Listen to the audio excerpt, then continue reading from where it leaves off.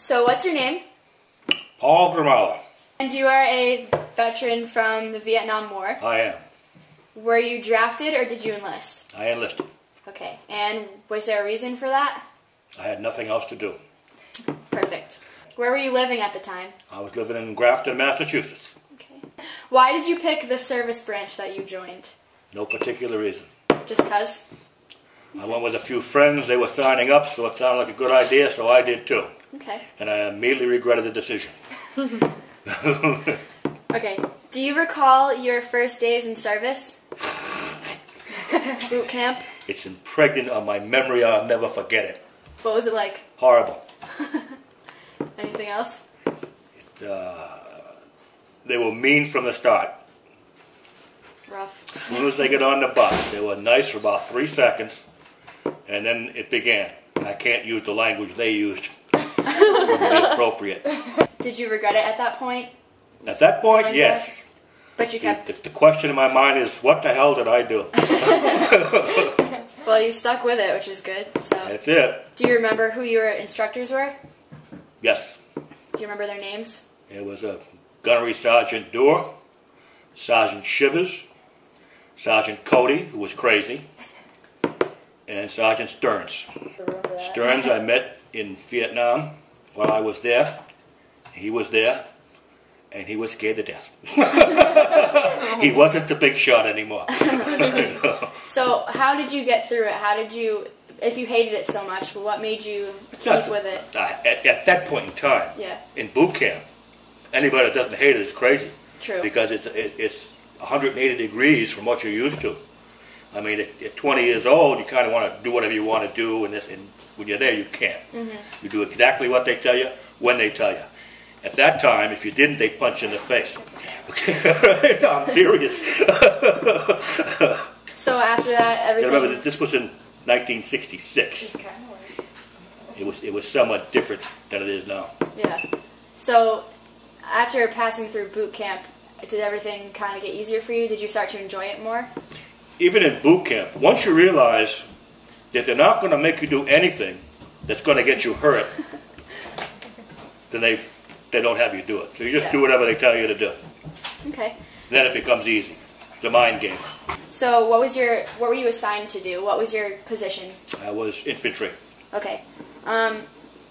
Were there a lot of casualties that occurred during... Yes. Do you remember, like, anything in specific? Anything specific? Like your very first death experience that you had to deal with? We got to a firefight. There was 11 of us. The fight lasted about 12 hours. Took the rest of the company to get us out of there. Out of the 11 that walked in, 5 walked out. Wow. All right, so do you have any memorable experiences that you would like to share with us? Memorable experiences? Yeah. Anytime you were in a fight, it was a memorable day. If you woke up in the morning, you were happy. Wow. You get to do it. You get to do it all over again. That's really sad. All right. So I heard that you had an experience with a bomb. Oh, booby trap. Booby trap. What they now call an IED. Okay. Do you want to talk about that a little bit? Not much to say. We were on a patrol. I was a squad leader. There was 3 guys in front of me. The first guy stepped on the booby trap. All right, and they say that some things go into slow motion. This went into slow motion. I saw the flash. I saw the man go up, turn around, and come back down. Ooh. And then I was on the ground. I got hit with 1 piece. Wow. Okay. Were you given any awards for your service? Just the usual awards you get for being in the combat zone. Plus I got the Purple Heart.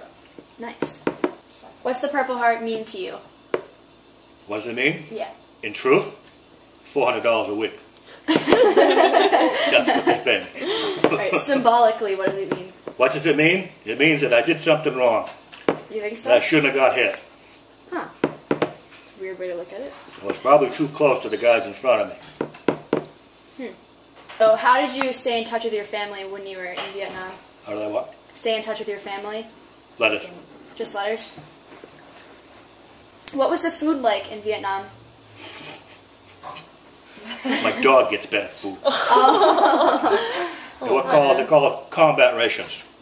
In tin cans, the stuff that was packed in the 1940s, and 90% of the time that's what we had to eat. Wow. If it wasn't that, they would have breakfast on the hill, the outpost they were at, and that would be powdered eggs, powdered milk, powdered instant potatoes. Didn't eat it. It's horrible. What was the most stressful thing for you being there? It wasn't any one stressful thing. Okay, anytime you got into a fight, that was stressful. Okay, Vietnam was different from other wars. You've probably heard of it a dozen times. In World War I, World War II, Korea, they had what's called a front line. The enemy was on the other side of that line. We didn't have that. Okay, we had a hill, and the hill was ours. The rest of it belonged to the bad guys. So there's constant stress, but you get used to it. It doesn't bother you after a while. So, being there for so long, how long were you there for? I was there 8 months. Okay. I got blown up. And what did you do to keep yourself entertained when you weren't fighting?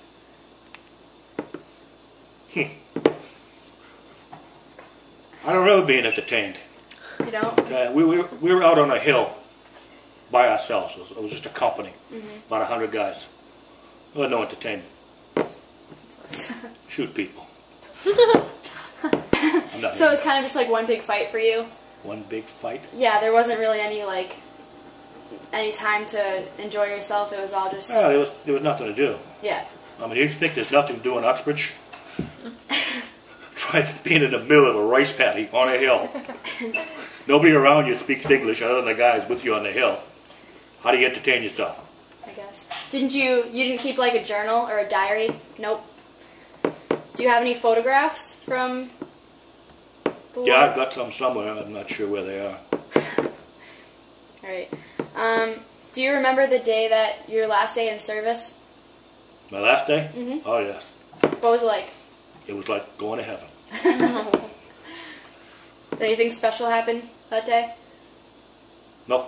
Just got out? Got in my car and drove home. Okay. Well, it's not so much that we lost, it's that our philosophy lost. When we pulled out, the Vietnamese weren't able to defend themselves. The war was lost. What do you think was the biggest upset for the United States at that time? Biggest upset? Yeah, like just having to fight Vietnam. What did we generally face in fighting them? Biggest upset? You mean upset by biggest disappointment? Yeah. There you go. And the wrong president at the wrong time. Who was the president? Johnson. Okay.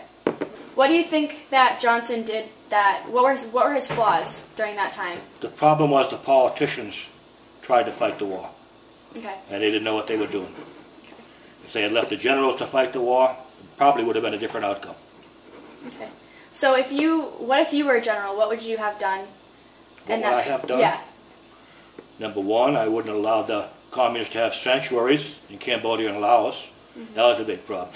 The way it worked, it was Vietnam, Cambodia, it was Laos. The communists had bases over the border. We couldn't go over the border after them.